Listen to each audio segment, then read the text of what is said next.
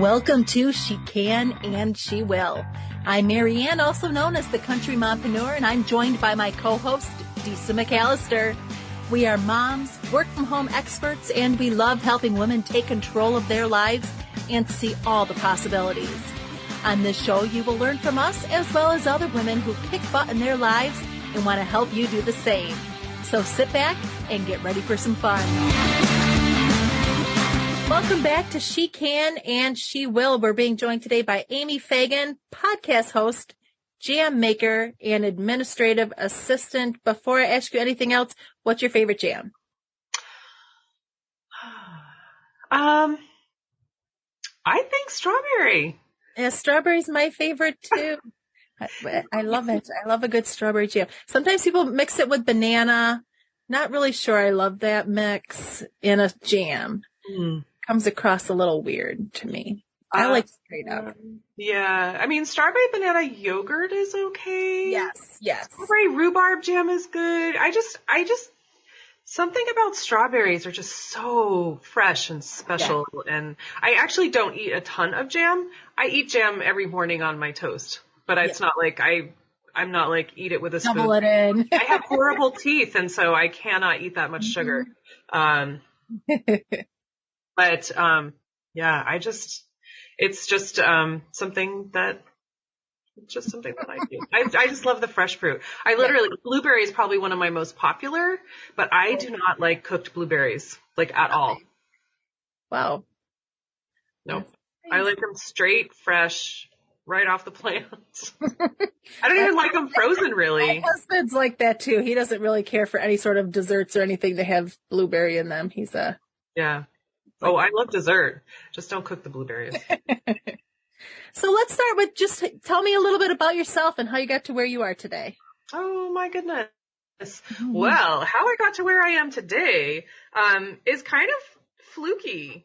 I mean, I have been working in office-y positions for the last 20-ish years, and I was kind of burned out, feeling unappreciated, and I had been at my job for over 12 years, and I was thinking about leaving, and I was really unhappy.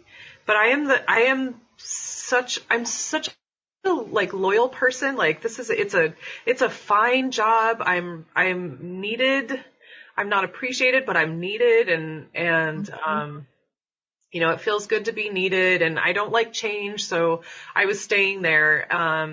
And in my life, I found I need something to just stop that routine. And so I was in a car accident. It was not my fault. I was hit by a car. I was out of work for 4 months. I couldn't walk. And people are like, "Oh my gosh, I'm so sorry. That's terrible." It was super scary. It was really painful. It was the best thing that could have happened to me. I mean, sadly, because while I was out, people are like, watch all the YouTube and all the, get caught up in Netflix.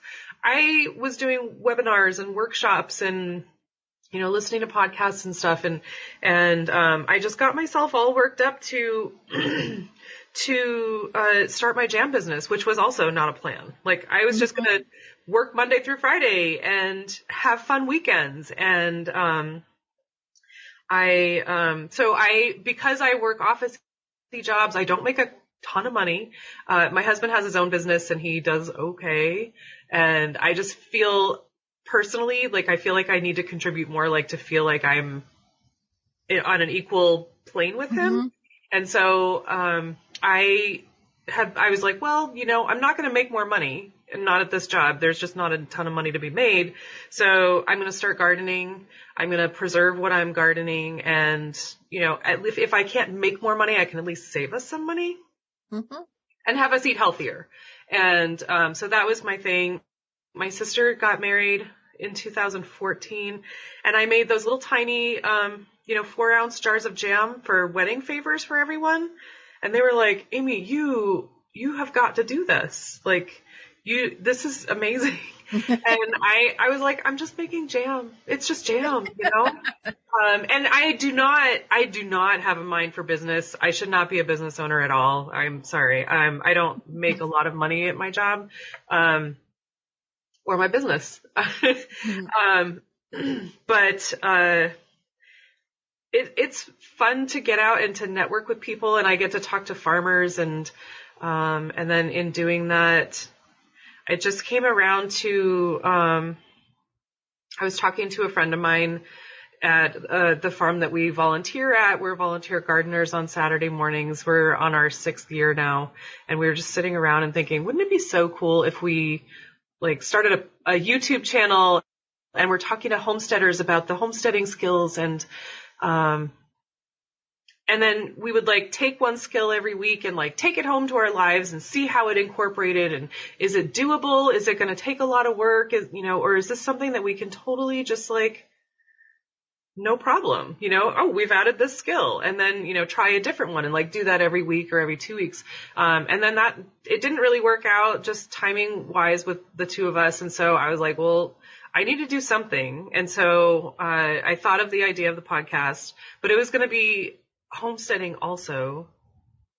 But then I have a lot of weird feelings about homesteading. It's it can be a very exclusive group. Like you're either a homesteader or you're not a homesteader, and learning the skills is great, but you don't have a huge property and you're like not off grid and blah blah blah. Like I don't like that whole exclusivity. And so again, like 2 years I was talking about doing a podcast. It was July of 2020 when we first started talking about that, and then it was last year. So like February 2022, a friend of mine told my sister-in-law that there was a podcast retreat in Florida, and I'm in Maine. So he said there was a podcast retreat to teach people how to be podcasters, and I'm like, oh, that's cool. It's in Florida. There's a pandemic, in case you haven't heard. And still I have a business that's not making any money really, and I'm not making a lot of money at my job. So I was like, I can't really. And so this friend was like, I'll use my points. I'll get you there. You just have to pay for the retreat. I'm like, dang, like that's just too generous a thing. And this is again, like that thing that stops my routine. Like I can keep talking about it, but I just need someone or something to just stop that train of thought.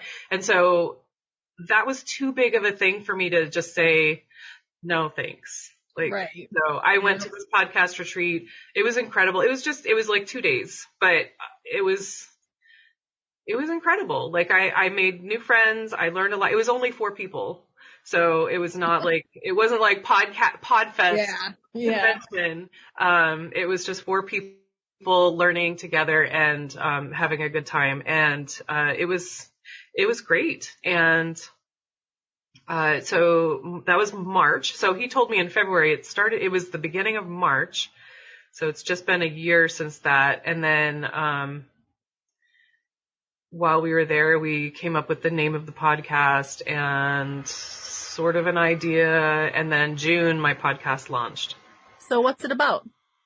So it's called Grounded in Maine Podcast, and it is about sustainability. So, I'm always looking for ways to be more sustainable. And I hope that there are other people feeling the same way, because sustainability is a really like broad, big, it can be a scary word, like overwhelming or intimidating.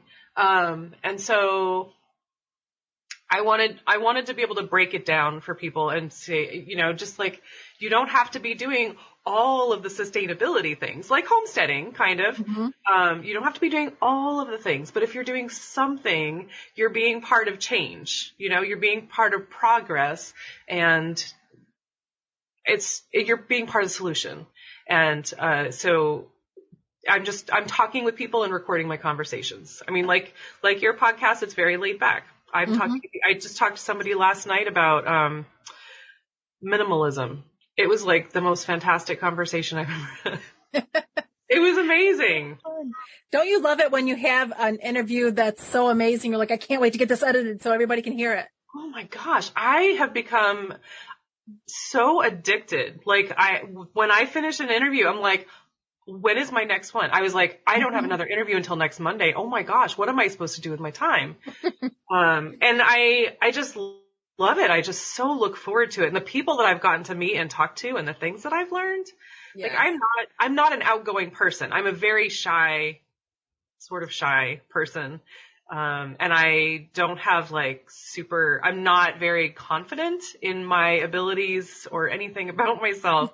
So like the solo episodes are torture. I mean, even just like trying to come up with a one sheet and, doing advertisements and stuff. I'm like, what do I say about myself? I don't know. I'm sort of like that too. I'm naturally an introvert, but I'm an introvert that forces myself to be an extrovert. Like I went to college for journalism, minored in theater, like all the things that an outgoing person should really do. Yeah. And I went into news radio for many, many, many years. And I loved it because it's fun once you're in it, but forcing yourself to get to that place can be painful sometimes. Right? Oh yeah. No, I'm still like, I can't talk about myself. But I can talk to other people, no problem. Yes. Yep. Forever and ever. And depending on the topic, you get me started. And I was a little worried when you brought up dogs.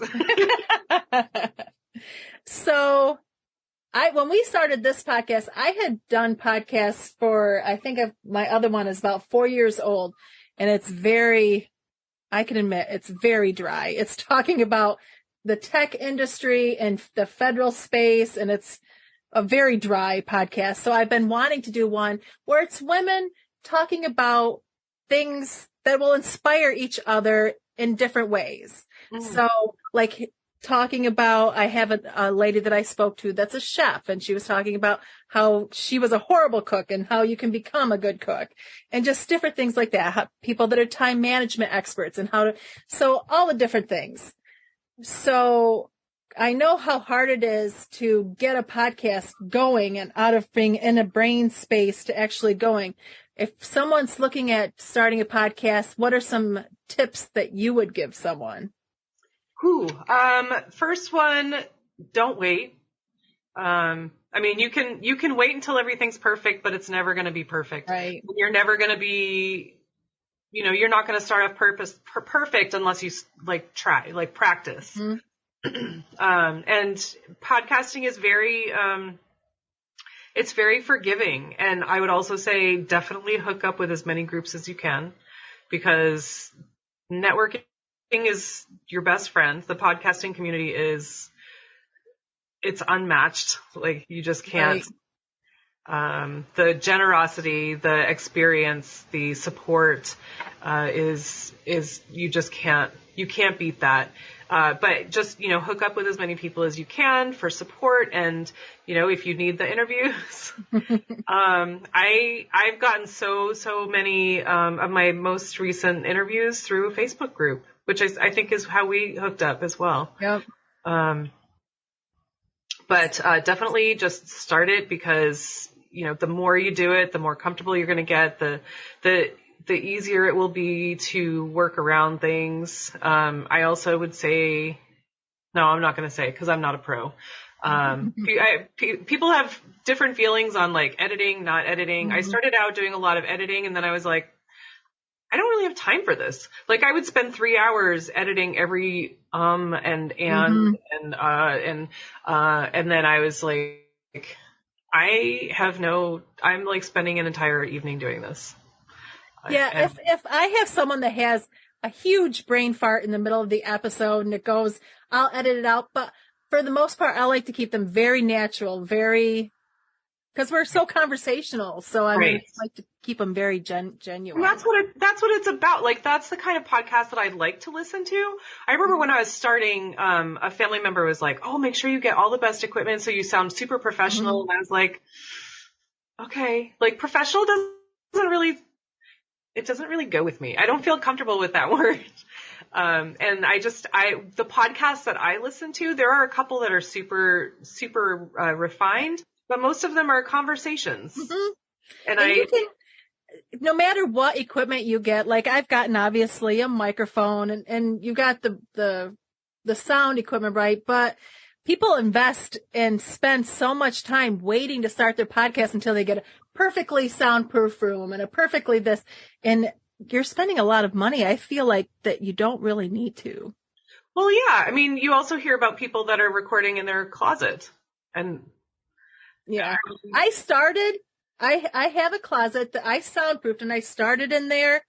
Then I had to do a couple out in my office. So I set my stuff out up here. The sound was no different. Mm-hmm. So I was like, well, that was a big waste of money. And why am I being hot sweating in my closet when I don't need to be? I just think about, we don't have like a walk-in closet. And so I'm like, I literally don't have that space. So I'm in my living room with a shower curtain behind me to absorb some of that, the echo and sound. Yep, I put some pads up, but I mean, overall, it comes across the same. I mean, people want to hear, they'll listen. What I would like to find out from you is, how do you promote your podcast? I am at just social media right now, really. I mean, I found I'm a really big fan of hashtags, and I've heard people say both ways, like hashtags don't really mean anything, hashtags are everything. I like them, and I will say the reason why I'm bad at them. Like I don't even know what SEO is. I mean, I know what it stands for, but like people are like, what are you doing for SEO? I don't know. But hashtags, I'm pretty sure that hashtags got me my first sponsor. And because they're an environmental group, and I had never heard of them before. But they reached out to me and they're like, hey, would you want to be sponsored? And they're not paying me any money. They're just advertising me on their website, which whatever. That's still good. I mean, and my first thought, Marianne, was like, it's not a mattress company. Yeah. Right? Yeah. I'm not making any money from my podcast either, but I'm so psyched that my first sponsor was not mattresses. Or McDonald's or whatever. Like, it's something that's actually in my field. Yeah. But it's tell me, sorry. If people want to find and learn more about your podcast, you're on Facebook, right? I'm on Facebook. I'm not as active on Facebook as I am on Instagram. Okay. I have the two accounts linked together. So I don't have to do, because I have a personal page for Facebook and Instagram, and I have a jam business Facebook and Instagram, and now I have a Grounded in Maine Facebook and Instagram, and then I have a Facebook podcast group, which I'm not that active in, unfortunately. But like, there is no way to do all of that and work a job and do the jam, and, like, interviews. Like, my husband already is like, do you have any free time in your life? No. Can I get on the schedule? But it's, I felt bad. We have somebody staying with us right now, and she showed up last night at like 6:30, and my podcast interview was at 6:30, and she was like, I'm going to make dinner. And we're like, no, sorry. Okay. So I end every podcast with the same question. How do you stay organized? That's a good question. I don't know. I've been working with these folks called Numospect, and they created a new streaming platform. They're both podcasters, and so it's for, you can post on all the social media sites like Twitch, and there's a new one, and YouTube, and Instagram, LinkedIn, Twitter, Facebook. Like, you can all at the same time, which is super cool. But they're also, what is that called? It's called Numospect. Okay.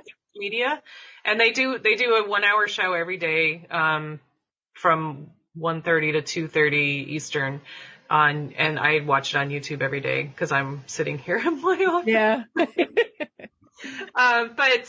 So And that's one of the things, like I was saying, hook up with as many groups as you can. Like we just had a creator lab. So for our group in the Numospect group, we have a Wednesday creator lab where we learn new things. Like today we were learning about sponsorships, and last week we were working on our, like a 15-second ad to do ad shares. So it's a really, really great, super supportive group. And, you get to learn about different people's systems and podcasts, and they have helped me out with a lot of stuff because I am not a tech person at all. Like it makes me cry. But I'm getting there slowly. Like they hooked me up with, just like taught me about how Google Calendar can be used for a lot of things, just like schedule your day. What are you absolutely not available for? How much time do you want to spend on your podcast every day? Like looking for new guests and stuff like that. So we have it in a calendar. Mm-hmm. That's probably the biggest thing that's been helpful for me. Yeah, I love to use if you use Calendly, I love Calendly. I have a Calendly link. I think it's just overwhelming for me to have more tech when I already have Google Calendar. I'm not sure. Like I'm just not as experienced with that. And I'm not saying I would never use it. I have the link. I'm unsure of myself using it, I think. But, and also, so Numospect also hooked me up with, Jotform, which is what I use for my podcast. Okay, yep. And that's a huge help to have the release form and, tell me about you in the same thing. And it's not 7 emails or Facebook messages going back and forth. Yep. So those are big, big things. And then just getting into the rhythm of, I'm really bad at batching. For the first several months, I was like scurrying. I was chasing all the time. Like every week I was like, oh my gosh, I have to find an interview for this week to air on Tuesday. And so like Saturday or Sunday evening, I would do that. And then the editing, I was like, I'm killing myself here. And so now I'm just like, Now I'm just doing them as often as I can. Whenever, when the opportunity comes, anytime after 4:30, I can do that. And, however it works out, I'm just going to make it happen. And then, so it's not necessarily batching. I'm just doing them often. So I'm ahead of myself. Yes. Because we went away for a week and I was like, I'm going to do a live episode while I'm away on vacation. And then of course that didn't happen until we got home Sunday night. And I'm like, oh my gosh, I have to have an episode. I have to have an episode ready tomorrow night. So then I had to do it by myself. And I was like, why am I doing this to myself? Because the solo ones are so hard. They are. That's what usually I have my co-host Disa on with me, but sometimes she has things come up, so she has to do kid stuff. But it's much easier when you have a co-host. That's for sure. Yeah. But so to answer your question, sorry, I got off on a tangent with social media, but you can find me Grounded in Maine podcast just about everywhere. I am on Twitter. I'm on LinkedIn, but not as Grounded in Maine. I am as Amy Fagan, I think, on LinkedIn, because I also look for jobs there. But Grounded in Maine or Grounded in Maine podcast, you can find me on Instagram, Facebook. Amy's Garden Jam is my jam company, and I'm also on Instagram and Facebook as that. Awesome. Well, Amy, thank you so much for joining us today. Oh my gosh. Thank you so much for having me. It's been so nice to get to chat with you. Yes. Thank you for listening. She Can and She Will is a Country Mompreneur production. Audio mix by Marianne. Research by Disa McAllister. To learn more about this and other Country Mompreneur productions, visit thecountrymompreneur.com.